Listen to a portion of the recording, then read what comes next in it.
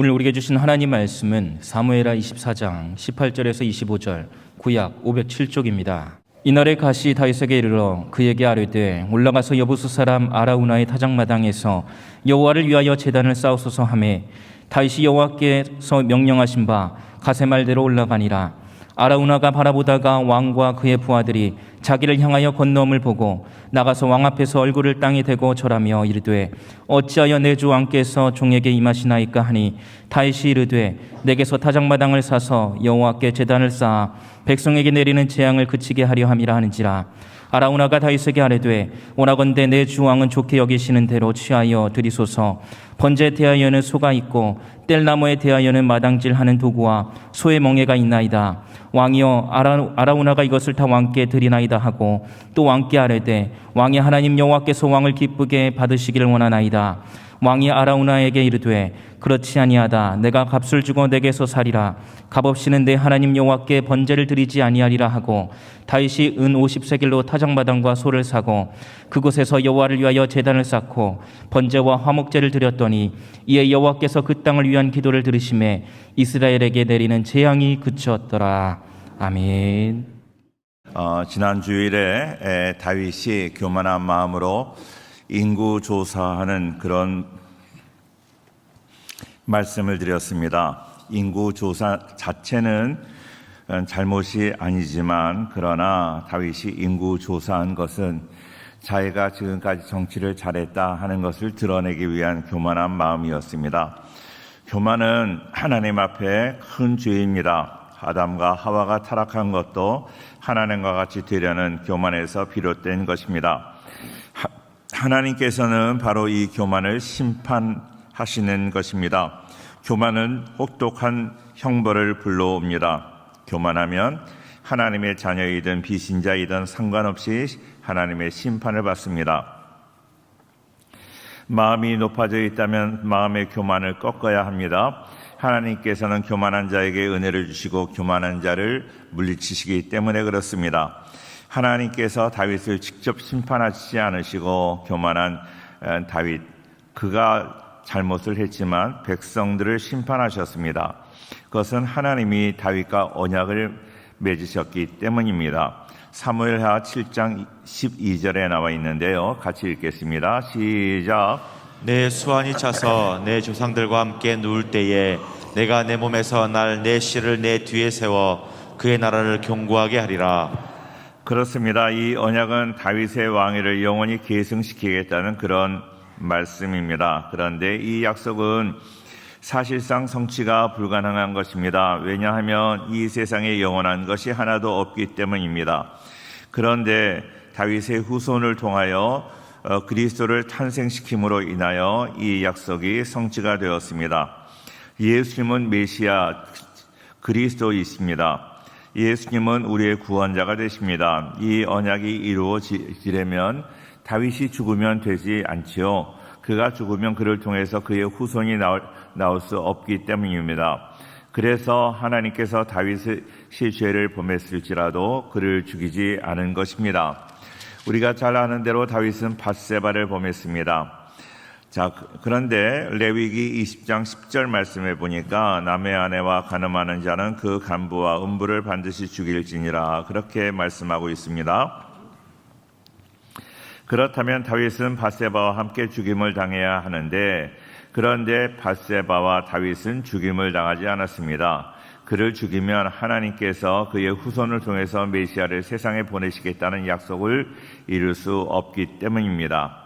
그래서 오늘의 본문에도 나오는 대로 그가 잘못을 했지만 그의 백성들이 어려움을 당하는 것입니다. 우리도 마찬가지입니다. 아무리 잘못해도 하나님께서 우리에게 하신 약속이 취소되지 않는 그런 약속이 있습니다. 예수님을 믿으면 영생을 주시겠다는 약속입니다. 우리가 죄를 짓고 실수를 한다고 그래도 이 약속은 변함이 없습니다.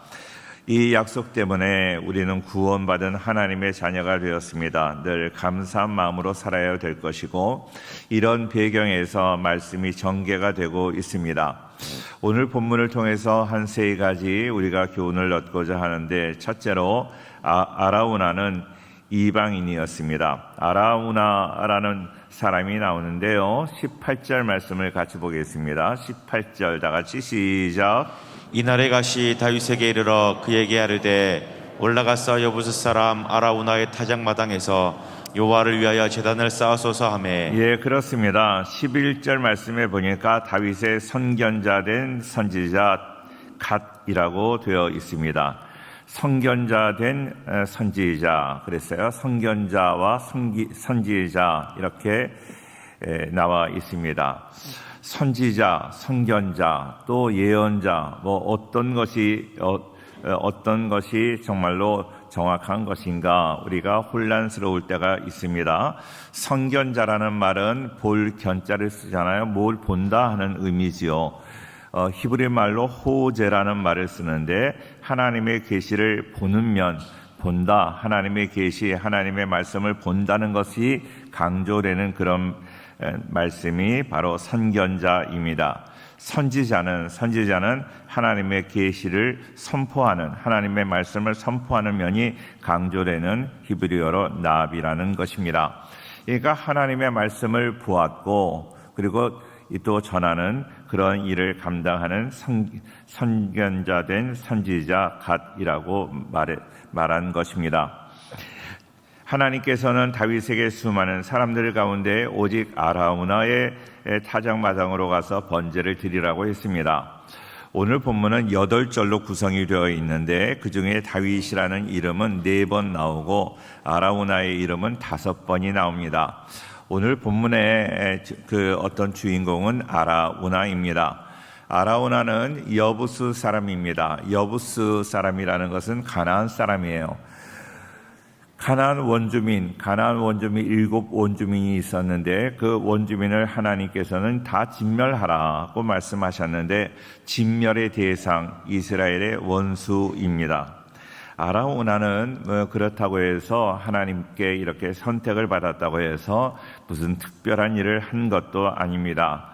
그저 아들 4명을 데리고 농사를 지어서 먹고 사는 아주 평범한 사람이었습니다.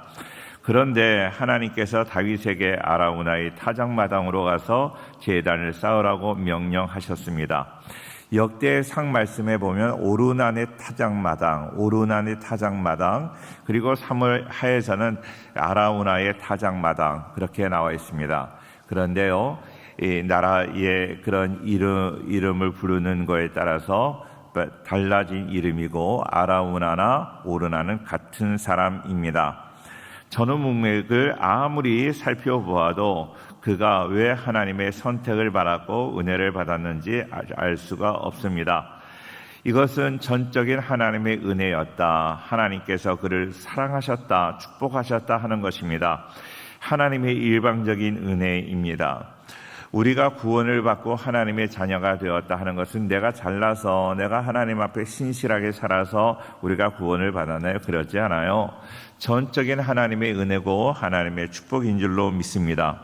이것을 우리는 한거할 수 없는 은혜 그렇게 이야기를 하기도 합니다.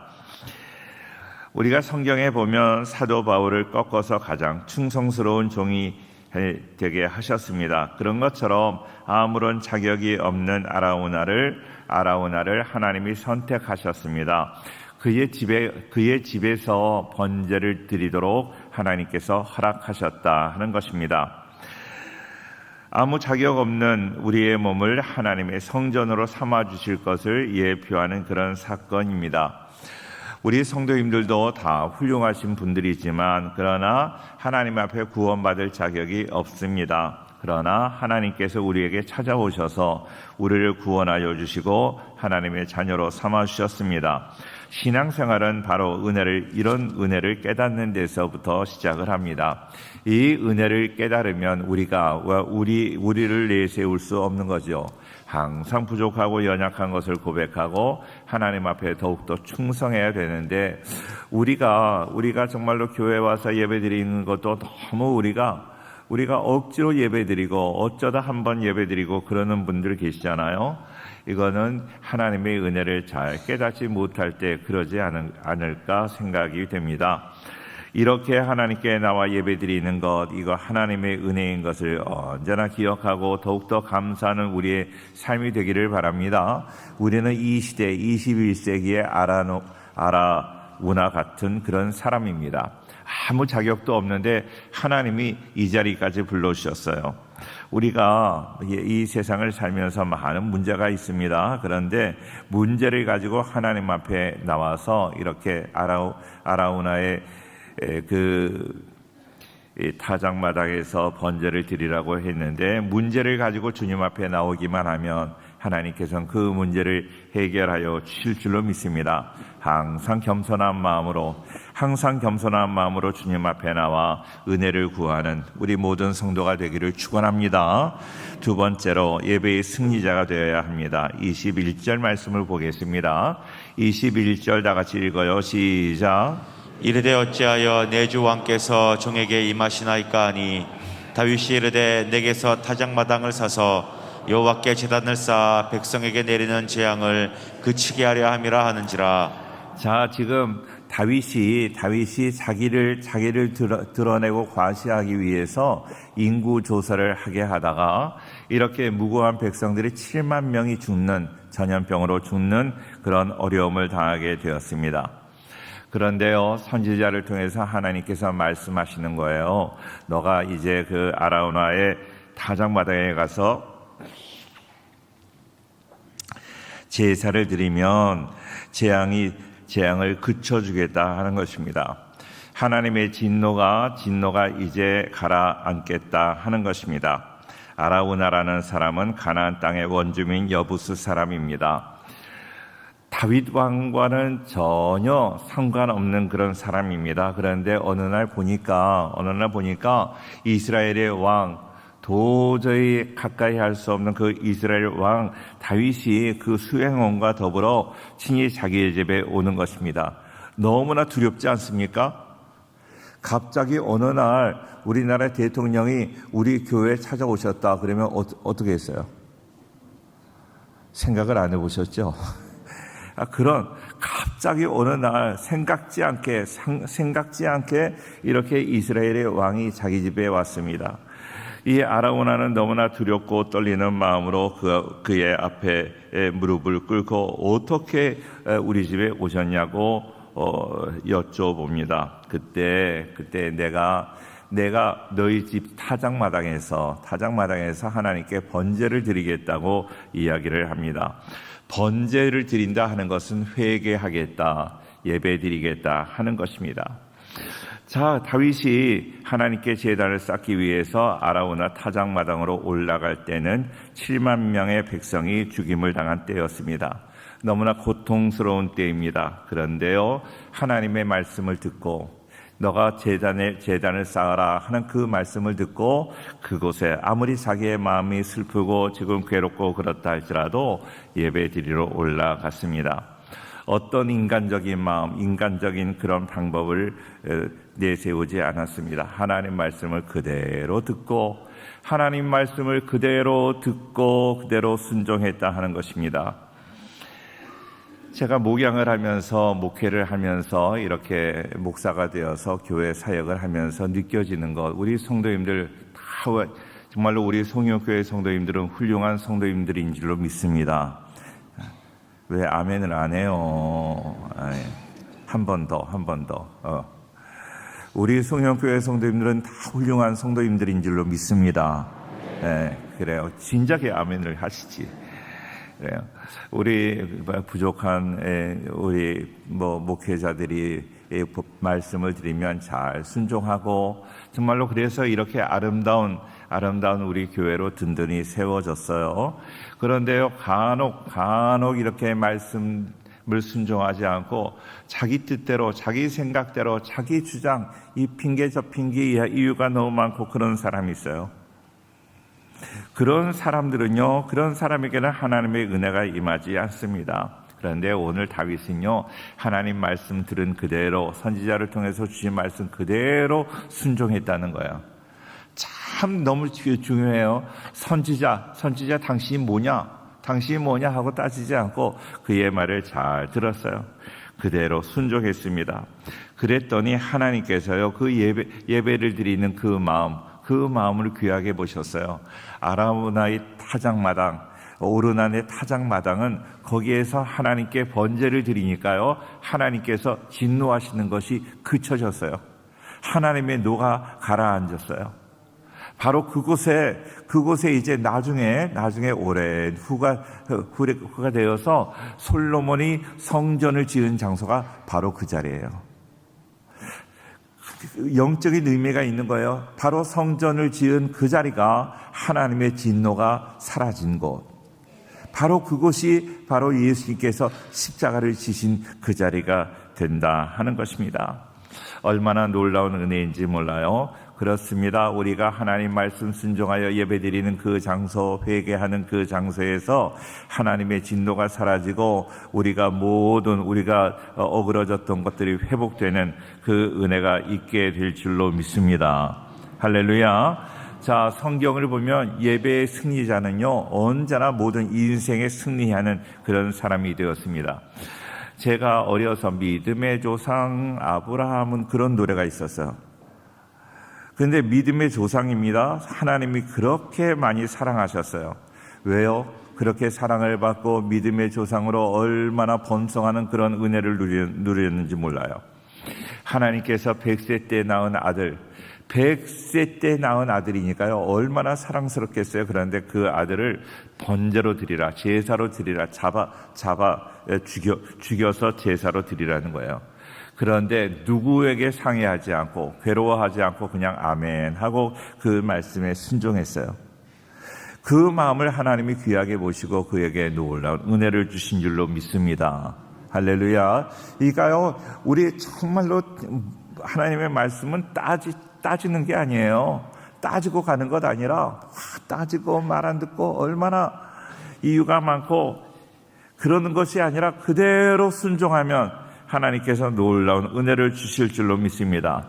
엘리야 선지자가 활동할 때는요, 아합 왕이 있었어요. 그 부인이 이세벨이었어요.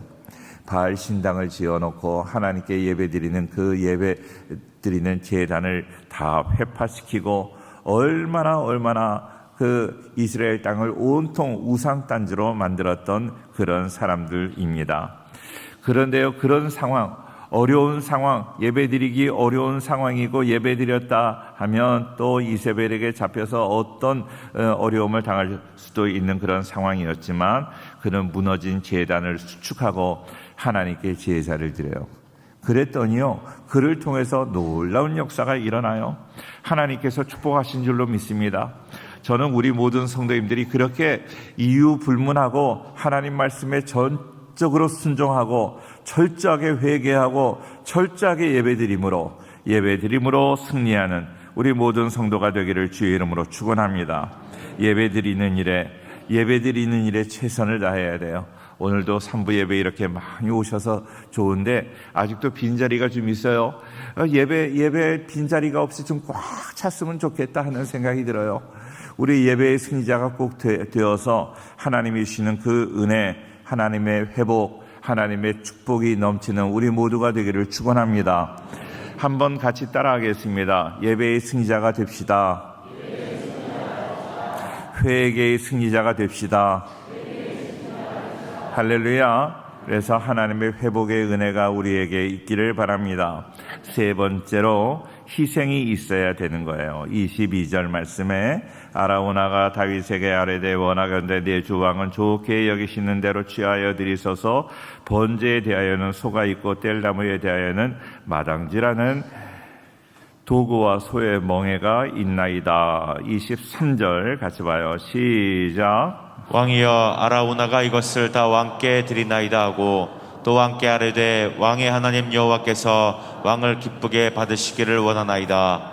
자, 이 아라우나라는 사람은 생활이 넉넉한 사람은 아니었어요. 그런데 다윗 왕이 자기 집에 제사를 드리기 위하여 왔다고 하니까 제사 드리려고 합니까? 제가 이 땅도 드리겠습니다. 타작 마당도 마음대로 사용하십시오. 그리고 제사 드리려면 땔감도 있어야 되고 소도 있어야 되는데 그것도 다 드리겠습니다 하고 이야기를 하는 거예요. 아라우나는 그렇게 넉넉하지 않았어요. 그거 다 드리고 나면 그 다음에 먹고 살 게 걱정이 됐을 거예요. 그런데 드리겠다는 거예요. 왜 그랬을까요? 하나님이 원하시는 제사라는 걸 알았어요. 하나님이 원하시는 번제라는 걸 알았어요. 하나님이 원하시는 번제를 드리기 위해서는 내가 모든 것을 정말로 목숨 바쳐 생명까지라도 아낌없이 다 드리겠다 하는 그런 마음이 있는 거예요. 아라우나의 이 마음이 너무 귀한 거예요. 우리 성도님들, 하나님을 위해서라면, 하나님의 교회를 위해서라면, 하나님께 예배드리기 위해서라면 어떤 것이라도 희생하는 우리 모든 성도가 될 수 있기를 축원합니다. 그런데 그 다윗이 그것을 그래 고맙다 하고 넙죽 받지 않았어요. 단호하게 거절합니다. 그 다윗은 아라우나의 호의를 거절하며 아라우나에게 은 50세겔을 주었습니다. 오늘 본문과 병행 구절은 역대상 21장 25절인데 같이 한번 읽겠습니다. 다 같이 시작. 그리하여 다윗은 그 턱값으로 금 600세겔을 달아 오르난에게 주고. 자, 역대상에는요 금 600세겔을 달아 오르난이 아라우나라고 말씀드렸잖아요. 그에게 주었다고 이야기를 하고 있습니다. 금 한 세겔은 노동자 60일의 품삯입니다. 2달의 품삯인데 한 달란트가 한 세겔이 그 2달의 품삯인데 600세겔이나 달아서 주었다. 엄청난 양이라고 생각이 됩니다. 그것을 현대와 우리가 지금 돈을 사용하는 우리의 환율로 계산을 한 분이 계세요. 그거를 계산해 보니까 오늘날 그것도 하루의 품삯을 10만 원으로 계산을 하니까 한 35억 정도 된다는 거예요.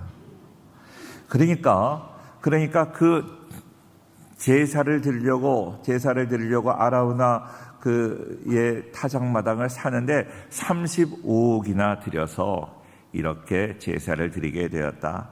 하나님께 제사 드리는데 그냥 쉽게 드리는 것이 아니라 내 희생이 필요하다는 거예요. 우리는 아무 공로 없이 공짜로 구원을 얻었다. 그렇게 흔히 이야기를 해요. 공짜로 구원을 얻었다. 그래서 이것을 은혜라고 말한다 하는 것을 성경 공부 때 많이 했어요. 우리의 입장에서는 공짜이지만 하나님의 입장에서는 우리를 구원하시기 위하여 어떻게 하셨어요? 아들을 십자가에 내어주었어요. 아니, 하나님이 십자가에 지었어요. 위르겐 몰트만이라는 신학자는 십자가에서 죽으신 그리스도라는 그런 책을 썼어요. 십자가에서 죽으신 하나님이 십자가에서 죽으셨어요. 우리를 구원하시기 위해서 공짜 아무것도 안 한 것이 아니라 하나님도 값비싼 그런 대가를 지불하셨어요. 오늘 그것을 이야기하는 거예요. 우리가 하나님 앞에 나와 은혜 받는 것 결코 쉽게 받는 것이 아니다 하는 것을 말씀하고 있는 것입니다. 사랑하는 성도님들, 우리 하나님께서도 우리를 구원하시기 위해서 값비싼 대가를 지불하신 것을 기억하고 하나님 앞에 정말로 우리가 하나님을 믿기 위해서 우리가 시간을 희생하잖아요. 하나님을 믿기 위해서 내가 이렇게 신앙생활하기 위해서 경제적으로도 물질로도 희생하고 시간으로도 희생하고 정말로 우리가 육신적으로도 희생할 때가 얼마나 많이 있습니까? 이 희생을 통하여 하나님께서는 희생을 통한 이런 번제를 받으시고 회복해 주시고 은혜를 더해 주실 줄로 믿습니다. 오늘 이 말씀은 거저 들어서는 안 되는 거예요. 대충 신앙생활 하는 게 아니에요. 시간 있을 때만 교회 나오고 시간 없을 때는 안 나오고 무슨 일이 있을 때 안 나오고 이것이 아니라 우리가 희생하고 어떤 일이 있음에도 불구하고 늘 예배드리고 하나님 중심으로 살아갈 때 하나님의 놀라운 회복의 은혜가 우리에게 임하게 될 줄로 믿습니다. 그 은혜가 충만한 우리 모든 성도가 되기를 주의 이름으로 축원합니다. 기도하겠습니다.